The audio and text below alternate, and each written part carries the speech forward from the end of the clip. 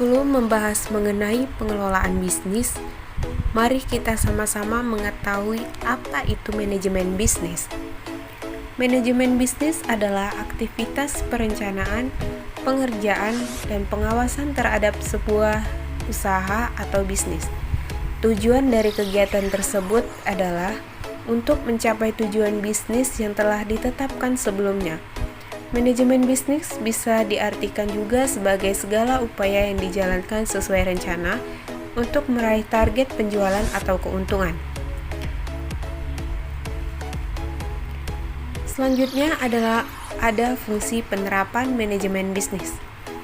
Sebagai salah satu aspek penting dalam menjalankan bisnis, manajemen bisnis tentu mempunyai banyak fungsi dan manfaat yang penting untuk didapatkan.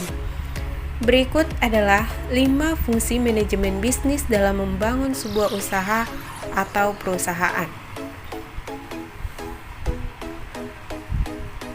Yang pertama, perencanaan atau planning.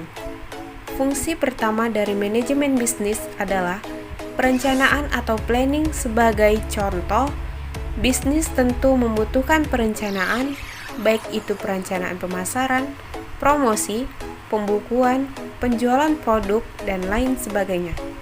Setiap perencanaan tersebut perlu dicatat dampaknya agar bisa menjadi patokan dan acuan dalam mengambil langkah bisnis ke depannya.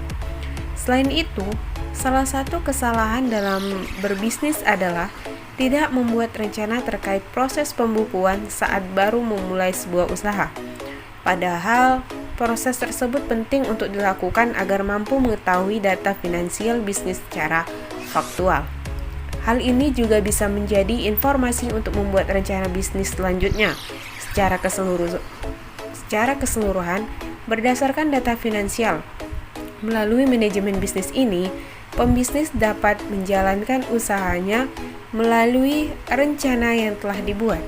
Dengan begitu, bisa terlihat apakah target dari rencana tersebut akan tercapai atau tidak. Khususnya terkait pembukuan keuangan, pastikan untuk melakukan perencanaan ini agar menjamin bisnis dapat berjalan dan berkembang dengan meyakinkan. Selanjutnya, yang kedua, pengelompokan atau organizing. Fungsi pengelompokan pada manajemen bisnis berkaitan dengan aspek tenaga kerja. Artinya, jika rencana telah dibuat, kelompok kerja perlu segera ditentukan. Tentunya, pastikan setiap individu pada kelompok kerja tersebut telah memiliki porsi tanggung jawab dan kemampuan pada bidangnya masing-masing yang setara. Sebagai contoh, tim pemasaran, tim gudang, tim administrasi, dan sebagainya. Adanya ketentuan dalam kelompok kerja seperti ini bisa menciptakan proses kerja yang tidak rancu dan jelas antara satu dengan yang lainnya. Tidak hanya itu, proses evaluasi juga bisa lebih mudah dilakukan dengan cara meminta laporan setiap ketua timnya. Proses evaluasi tersebut juga bisa menjadi momentum sempurna untuk mengukur kinerja setiap tim, termasuk menyesuaikan spesifikasinya jika ada tim yang memiliki kinerja kurang maksimal. Selanjutnya, yang ketiga, pengelolaan sumber daya atau staffing. Terkait staffing, fungsi ini berkaitan dengan sumber daya di sebuah perusahaan, seperti mesin produksi, bahan baku, dan sarana pendukung lainnya. Manajemen pada aspek ini juga perlu dilakukan secara teratur dan jelas agar bisnis mampu berkembang dengan baik, khususnya dalam hal pengelolaan sumber daya secara tepat dan disesuaikan dengan kebutuhan bisnis. Tanpa adanya manajemen, pengelolaan sumber daya dengan optimal tentu tidak akan bisa dilakukan. Alhasil, resiko pengeluaran membengkak akibat penggunaan sumber daya di luar kebutuhan atau tidak sesuai prioritas akan menjadi lebih tinggi.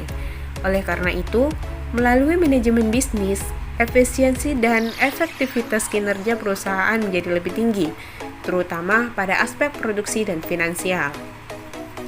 Selanjutnya yang keempat yaitu tindakan kepemimpinan atau directing. Fungsi yang keempat adalah directing. yaitu tindakan kepemimpinan yang harus dilakukan untuk memberikan semangat kepada tim agar mampu bekerja sesuai target yang telah dibuat di awal. Hal ini penting untuk dilakukan karena tidak dapat dipungkiri jika gairah kerja karyawan bisa saja menurun seiring berjalannya waktu. Karenanya, peran pemimpin untuk ikut terjun dan melihat langsung perkembangan kerja tim perlu dilakukan, termasuk memberikan masukan, pemahaman, dan arahan saat ada tim kerja yang dirasa tidak sesuai rencana. Fungsi ini juga krusial dilakukan karena berkaitan langsung dengan kepatuhan kinerja dengan rencana bisnis. Yang penting, berikan masukan dengan tegas dan tepat sasaran, tapi jangan sampai menyinggung anggota tim. Selanjutnya yang kelima yaitu pengawasan atau controlling. Fungsi yang terkait adalah terkait pengawasan yang mengacu pada observasi atau pengecekan sistem kerja apakah sudah dilakukan sesuai rencana atau tidak. Melalui aktivitas pengawasan ini, poin penting terhadap jalannya bisnis bisa diketahui dan dapat menjadi bahan evaluasi selanjutnya, termasuk mengenai kendala atau masalah yang terjadi. Tidak hanya dilakukan pihak pemimpin, ketua dari setiap kelompok juga perlu melakukan pengawasan. Sebab ketua timlah yang mengetahui dengan pasti kondisi di setiap kelompoknya. Dan pihak pemimpin hanya perlu meminta laporan yang bisa dipertanggungjawabkan ketua dari setiap kelompok. Dari laporan tersebut, pihak pemimpin dapat mengambil kebijakan dan strategi bisnis di periode yang akan datang.